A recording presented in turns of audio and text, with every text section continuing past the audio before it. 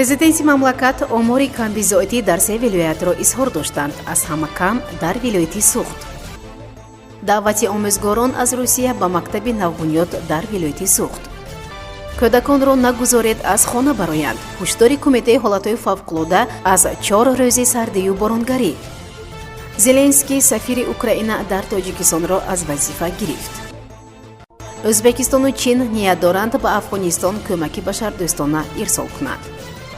расона: Толибон иҷрои мусиқии зиндаро дар маросими арӯсӣ манъ кард. абдулразоқ гурнаҳ барандаи ҷоизаи Нобел дар бахши адабиёт шуд. асосгузори сулҳу ваҳдати миллии пешвои миллат президенти ҷумҳурии Тоҷикистон муҳтарам Эмомалӣ Раҳмон ки феълан бо сафари корӣ дар шаҳри Хуҷанд қарор доранд, зикр намуданд ки соли 1999 сатҳи камбизоатӣ дар вилояти Суғд 73% ташкил медод. роҳбари давлат дар мулоқот бо фаъолони Хуҷанд таъкид намуданд ки дар соли 2020 сатҳи камбизоатӣ дар вилоят ба 15.4% расидааст. пешвои миллат чунин поёнравиро дастоварди хеле назаррас арзёбӣ карданд. бар асоси омори камбизоатие ки роҳбари давлат зимни сафарҳои охирашон ба се вилояти кишвар баён доштанд, мизони аз ҳама баланди камбизоатӣ дар вилояти Хатлон боқӣ мондааст. ба гуфтаи роҳбари давлат сатҳи камбизоатӣ дар вилояти Хатлон аз 91% соли 1999 ба 32.8% дар соли 2019 коҳиш ёфтааст. дар мулоқот бо фаъолони Хатлон таъкид намуданд ки ин нишондод ҳанӯз қонеъкунанда набуда, дастур доданд ки барои боз ҳам паст кардани он тамоми имкониятҳо сафарбар шаванд. роҳбари давлат дар вилояти Мухтори Кӯҳистони Бадахшон изҳор доштанд ки сатҳи камбизоатӣ дар ин вилоят аз 97% соли 1999 то ба 29.7% дар соли 2019 паст гардидааст. таъкид шуд ки талошҳо барои поён бурдани сатҳи камбизоатӣ дар ҷумҳурӣ идома дорад. президенти ҷумҳурии Тоҷикистон муҳтарам Эмомалӣ Раҳмон дар ҷамоати хистеварзи ноҳӣ Бобоҷон Ғафуров маҷмӯаи таълимиву хидматрасониеро ба истифода доданд ки қисми асосии онро мактаби замонавии дурахшандагон ташкил медиҳад. тибқи иттилои дафтари матбуотии роҳбари давлат, муассисаи таълимии дурахшандагон барои таҳсили 600 нафар хонанда дар як баст пешбинӣ гардидааст. дар ин мактаби навъи нав бо мақсади дар сатҳи баланд ба роҳ мондани таҳсили 24 синфхона аз ҷумла синфхонаҳои забони русӣ, англисӣ, физика, кимиё, ҷуғрофия ва рассомӣ ҷой дода шудааст, омадааст дар иттилоия. таъкид шудааст ки дар мактаби муосир ҳайати 40 нафараи омӯзгорони муассисаи таълимии дурахшандагон имкон пайдо мекунанд ки сифати таҳсилро беҳтар намоянд. дафтари матбуотии роҳбари давлат афзуд ки ба мактаби дурахшандагон 10 нафар омӯзгори ботаҷриба аз Русия даъват шуданд. таъкид шудааст ки роҳбари давлат иқдоми созандаи соҳибкорони маҳаллиро шоёни таҳсин хонданд.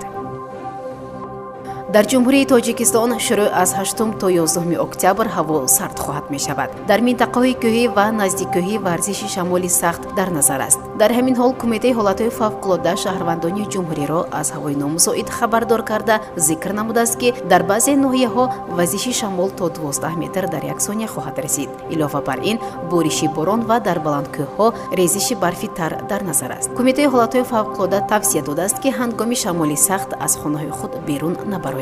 муҳимтар аз ҳама ба кӯдакон таваҷҷӯҳ намоед ва нагузоред ки онҳо дар чунин боду ҳаво берун раванд. агар зарурати рафтан шуд, ҳатман калонсолон онҳоро бояд ҳамроҳӣ кунанд, таъкид мешавад дар хабари кумита.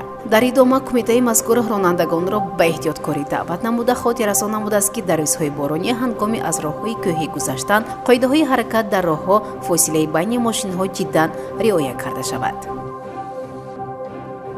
кишвардори Украина Владимир Зеленский сафири ин кишвар дар Тоҷикистонро аз вазифа сабукдӯш кард. қарори аз вазифа ронда шудани Василий Серватюк санаи 6 октябр дар сафҳаи дафтари матбуоти президенти Украина нашр гардид. манбаъ сабаби барканории Серватюкро шарҳ надод. зикр гардид ки ҷаноби Серватюк дар баробари сафири Тоҷикистон будан ҳамзамон ин кишварро дар Афғонистон низ намояндагӣ мекард. ҳоло маълум нест ки ҷойгузини Василий Серватюк дар Тоҷикистон кӣ мешавад. ӯ моҳи майи соли 2019 сафири Украина дар Тоҷикистон интихоб шуд ва ҳамакнун бо гузашти ҳамагӣ 2.5 сол курсиро холӣ гузошт.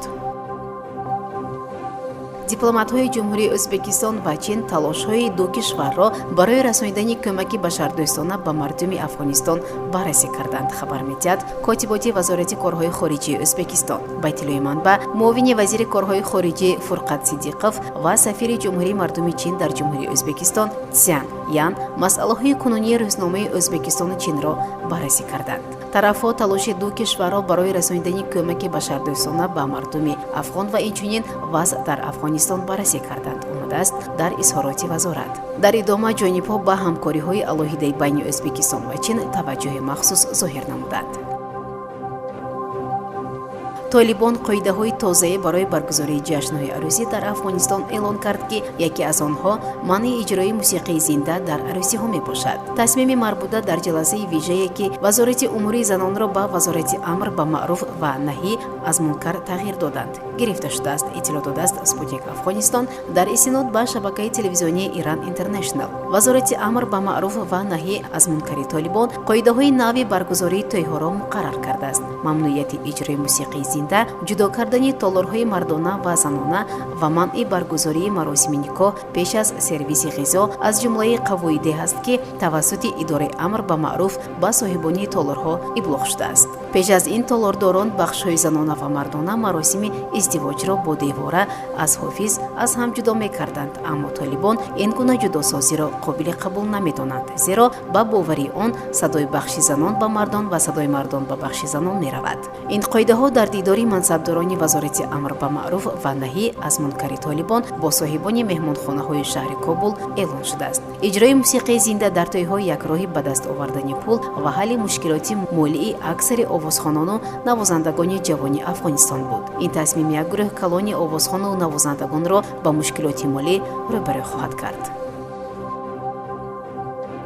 عبدالرزاق گورنه برنده جایزه نوبل در بخش ادبیات شد. ازاده تانزانیا بوده در بریتانیا زندگی میکند. در این باره کمیته نوبل اکادمی علوم شویتسیا خبر داده است. کمیته میگوید گورنه برای تحقیق آشتیناپذیر و دلسوزانه تأثیر مستملکه‌داری و سرنوشت پناهنده در تقسیمات فرهنگ‌ها و قطعه‌ها سرفراز شده است. عبدالرزاق گورنه سال 1948 در جزیره زنجبار در عائله مسلمانان اصل عرب تولد شده است. در سن 20 سالگی با بریتانیای کبیر کوچید عنوان دکتر علم را در دانشگاه کنت به دست آورد و حالا رهبر بخش اسپیرانتورای کافدرای زبان انگلیسی دانشگاه را سروری میکند.